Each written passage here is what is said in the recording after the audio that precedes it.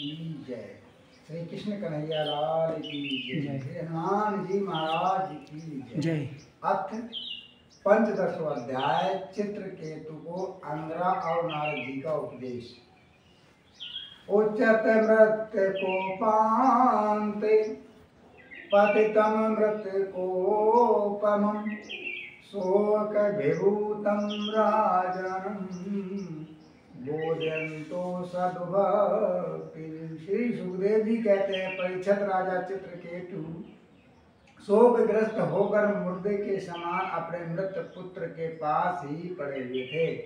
अब महर्षि अंगरा और देवर्षि नारद उन्हें सुंदर सुंदर उक्तियों से समझाने लगे।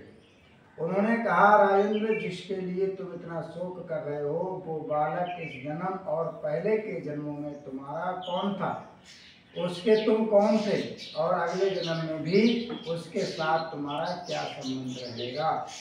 जैसे जल के वेग से बालू के कण एक दूसरे से जुड़ते और बिछड़ते रहते हैं, वैसे ही समय के प्रभाव से प्राणियों का ही मिलन और विछोह होता रहता है। राजन, जैसे कुछ बीजों से दूसरे बीज उत्पन्न होते और नष्ट हो जाते हैं, वैसे ही भगवान की माया से प्रेरित होकर प्राणियों से अन्य प्राणी उत्पन्न होते और नष्ट होते जाते हैं। राजन, हम, तुम और हम लोगों के साथ इस जगत में जितने भी चराचर प्राणी वर्तमान में हैं, वे सब अपने जन्म के पहले नहीं थे और मृत्यु के पश्चात नहीं रहेंगे। इससे सिद्ध है कि इस समय भी उनका अस्तित्व नहीं है, क्योंकि सत्य वस्तु तो एक समय एक सी रहती है। भगवान ही समस्त प्राणियों के अधिपति हैं। उनमें जन्म मृत्यु आदि विकार बिल्कुल नहीं है। उन्हें न किसी की इच्छा और न ही अपेक्षा। वे अपने आप परतंत्र प्राणियों की सृष्टि कर लेते हैं और उनके द्वारा अन्य प्राणियों की रचना, पालन तथा श्रृंगार करते हैं। ठीक वैसे ही जैसे बच्चे घर घरौंदे खेल खिलौने बना बना कर बिगाड़ देते हैं। आपने बचपन में देखा होगा कि बच्चे घर बनाते हैं और बिगाड़ देते हैं। राजन, जैसे एक बीज से दूसरा बीज उत्पन्न होता है, वैसे ही पिता की देह द्वारा माता की देह से पुत्र देह उत्पन्न होती है। पिता, माता और पुत्र जीव के रूप में देह ही हैं और ब्रह्म दृष्टि से केवल शरीर। उनकी देही जीव घट आदि कार्यों में पृथ्वी के समान नित्य है। राजन, जैसे एक ही मृत का रूप वस्तु में घटत्व आदि जाति और घट आदि व्यक्तियों का विभाग केवल कल्पना मात्र है, उसी प्रकार ये देही और देह का विभाग भी अनादि एवं अविद्या कल्पित है।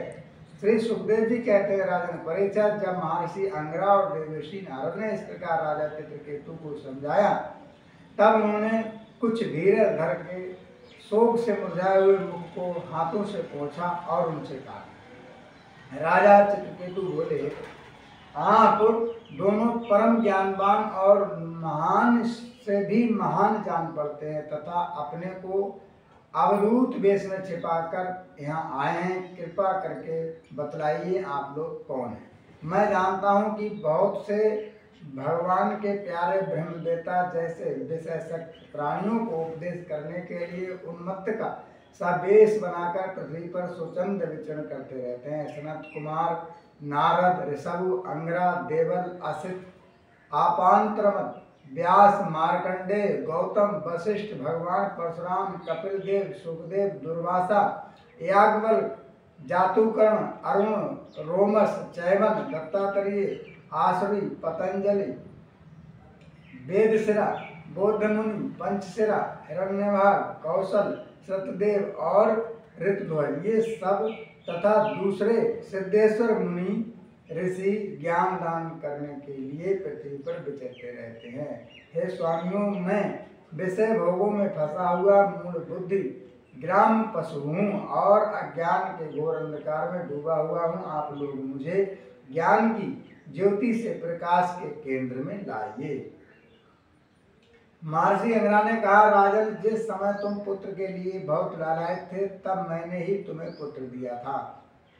मैं अंगरा हूँ। ये जो तुम्हारे सामने खड़े हैं, ये स्वयं ब्रह्मा जी के पुत्र सर्वसमर्थ देवर्षि नारद हैं। जब हम लोगों ने देखा कि तुम पुत्र शोक के कारण बहुत ही घने अंधकार में डूबे जा रहे हो, तब सोचा कि तुम भगवान के भक्त हो, शोक करने योग्य नहीं हो, अतः तुम पर अनुग्रह करने के लिए ही हम दोनों यहाँ आए। राजन, सच्ची बात तो यह है कि जो भगवान और ब्राह्मणों का भक्त है उसे किसी अवस्था में शोक नहीं करना चाहिए। जिस समय पहले मैं तुम्हारे घर आया था उसी समय मैं तुम्हें परम ज्ञान का उपदेश देता, परंतु मैंने देखा कि अभी तो तुम्हारे हृदय में पुत्र की उत्कट लालसा है, इसलिए उस समय तुम्हें ज्ञान न देकर मैंने तुम्हें पुत्र ही दिया था।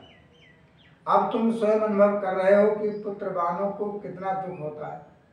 यही बात स्त्री, घर, धन, विविध प्रकार के ऐश्वर्य, संपत्तियां, शब्द, रूप, रस आदि विषय, राज्य, वैभव, पृथ्वी, राज्य, सेना, खजाना, सेवक, आत्म, सगे संबंधी, इष्ट मित्र सबके लिए है, क्योंकि ये सब के सब अनित्य हैं।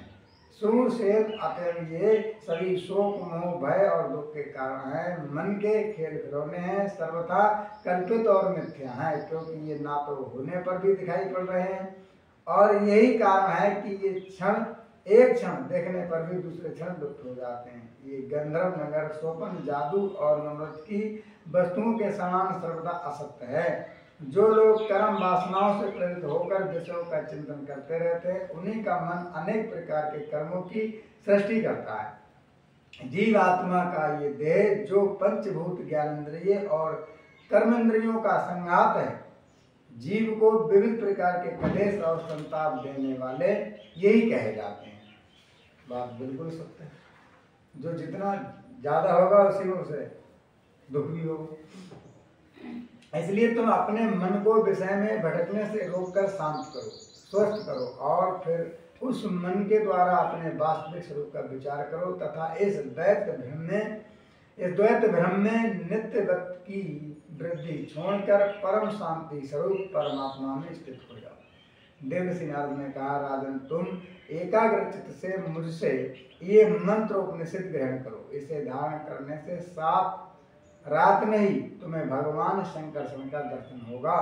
नरेंद्र, प्राचीन काल में भगवान शंकर आदि ने श्री शंकरषण देव के ही चरण कमलों का आश्रय लिया, उससे उन्हें द्वैत भ्रम का परित्याग कर दिया और उनकी उस महिमा को प्राप्त हुए जिससे बढ़कर तो कोई और है ही नहीं और उसके समान भी नहीं है। तुम भी शीघ्र ही भगवान के उसी परम पद को प्राप्त कर लोगे।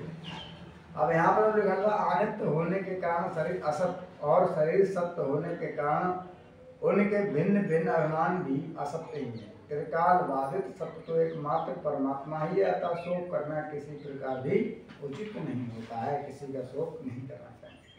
इत श्रीमद्भागवत पुराणे परमहंसा संहिताएं षट स्कंदे चित्रकेतु सांत्वन नाम 15 अध्याय। अब कल की जो कथा है अब 16 अध्याय, चित्रकेतु का वैराग्य तथा शंकरषण देव के दर्शन। बोली भागवत भगवान की, हनुमान जी महाराज।